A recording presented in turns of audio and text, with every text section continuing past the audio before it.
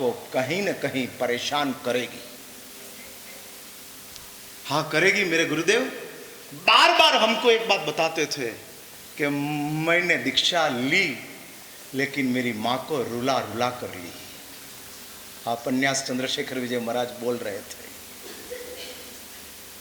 माँ ने इजाजत दिया लेकिन माँ की वेदना थी और उस वेदना के साथ दीक्षा लिया।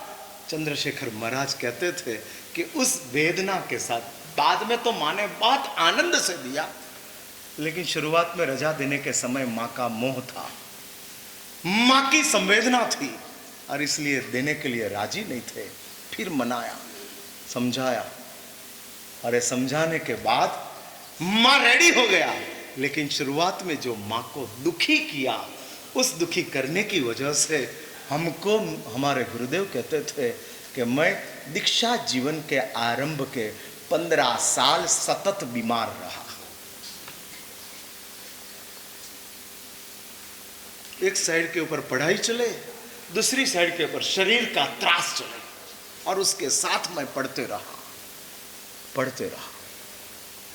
स्वजनों की भावना और संघ की भावना बहुत बड़ी ताकत है। हाँ, बहुत बड़ी ताकत है। पाटलिपुत्र से आप प्रवचन में सुनेंगे, चौथे दिन के प्रवचन में स्थूलभद्र आदि 1500 मुनि भद्रबाहु स्वामी जी के पास 12वां अंग का अभ्यास करने के लिए जाता है। तब सकल पाटलिपुत्र का संघ उसको विदाई देने के लिए आया है। समग्र पाटलिपुत्र का संघ, लाखों जैन पाटलिपुत्र में उस समय रहते थे और लाखों जैन 1500 साधुओं को नेपाल की ओर विदाई करने के लिए, लास्ट विदाई देने के लिए आ रहा है। सबकी आंखों में हर्ष का आंसू है। महात्माओं जाओ और परमात्मा का 12वां अंग को जीवंत रखो। आपकी मेहनत से श्री संघ को सदियों तक प्रभु का 12वां अंग मिलेगा। और ये संघ की भावना को लेकर जाते हैं। तब 1500 में से 500 साधु पढ़ने के लिए बैठते हैं। इसलिए संघ की भावना, स्वजनों की भावना बहुत बड़ी चीज है। ऋषिश्वर जी महाराज वो भावना को देखने के लिए, क्या करना, उलझन में रात हो गई, प्रतिक्रमण हो गया, संथारा पोरसी हो गई। फिर सुरेश्वर जी महाराज ने संथारा ले लिया और रात्रि के समय में फिर सुरेश्वर जी महाराज अर्ध जागृत अवस्था में थे और एक स्त्री आती है, महाराज महाराज सुनो मेरी बात।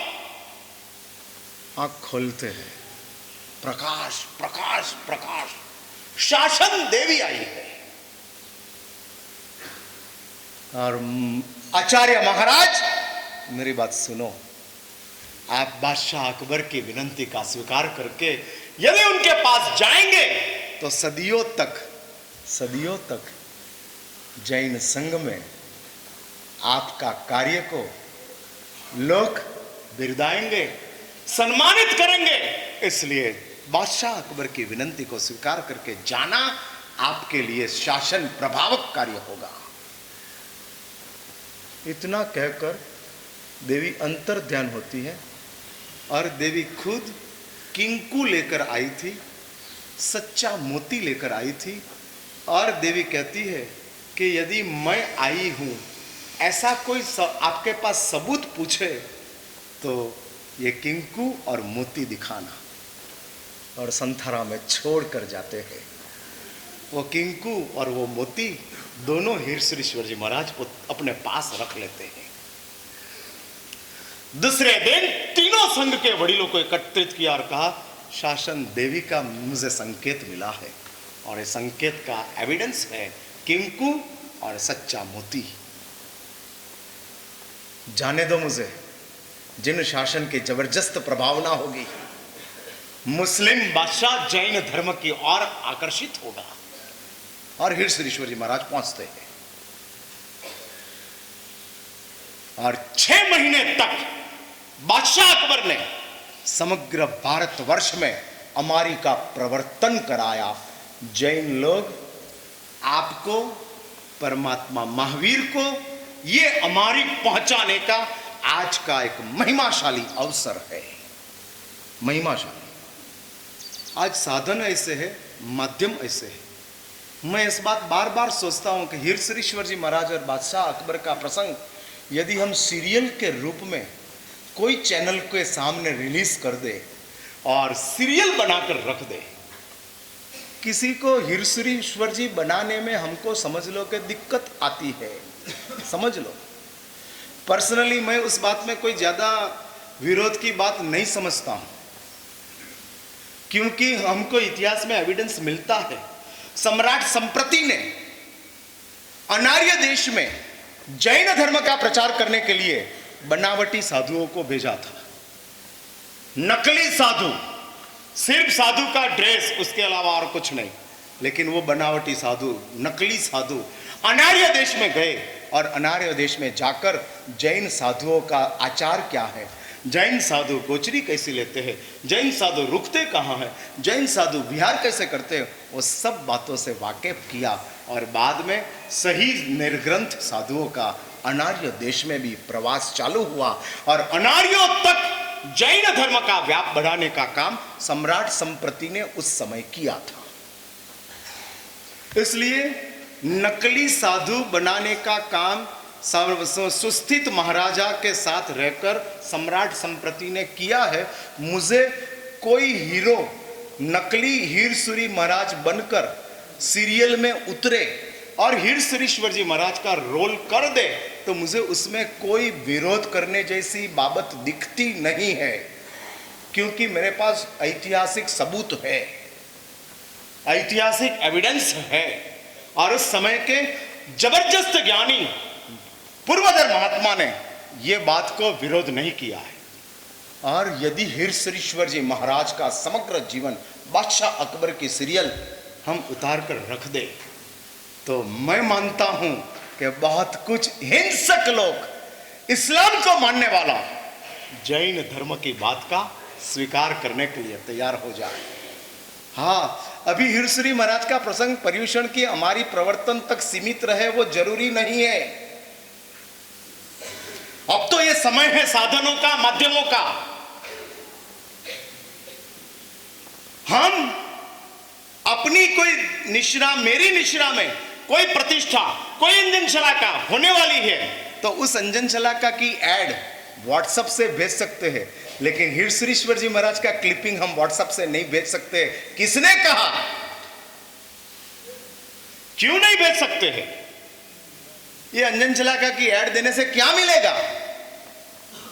और माध्यम इतना आसान बन गया है और जिस माध्यमों के माध्यम से हम जगत भर में अहिंसा को फैला सकते हैं तो वो फैलाने का आज जैनियों का कर्तव्य है। किसी की ऐसी सीरियल बनाने की भावना हुई हो, महिपाल जी आए, उसको मैं कहता हूं तो मेरा कांटेक्ट करें, मैं प्रोडक्शन हाउस से लगाकर सब कुछ बात दूंगा। और सबको मैं कहता हूं चातुर्मास का आयोजन किया, उसमें कोई बड़ा पराक्रम नहीं हुआ है। वो बहुत बड़ा पराक्रम तो तब होगा कि जब हीरसरीश्वर जी महाराज को करोड़ों लोगों तक हम पहुंचाएंगे। और ये पर्यूषण के व्याख्यानों के माध्यम से हम करोड़ों लोग तक हीरसरीश्वर जी महाराज को नहीं पहुंचा सकते हैं, नहीं पहुंचा सकते हैं।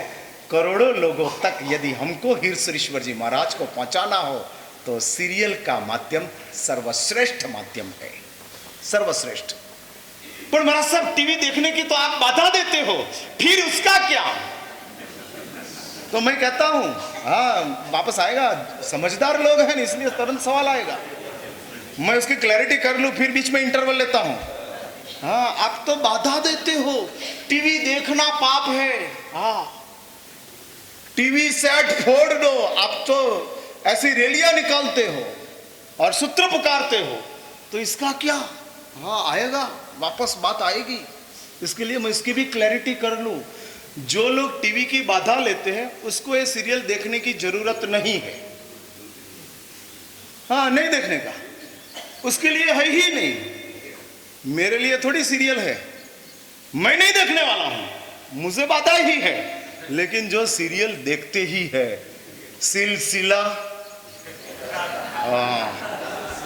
सिलसिला प्यार का, हाँ वो सीरियल हम देखते हैं। देवों का देव महादेव, वाह शाबाश। हाँ, तारक मेहता का, शाबाश। और ये सब सीरियल जो देखते हैं उसमें जगत गुरु हीर सुरेश्वर जी महाराज,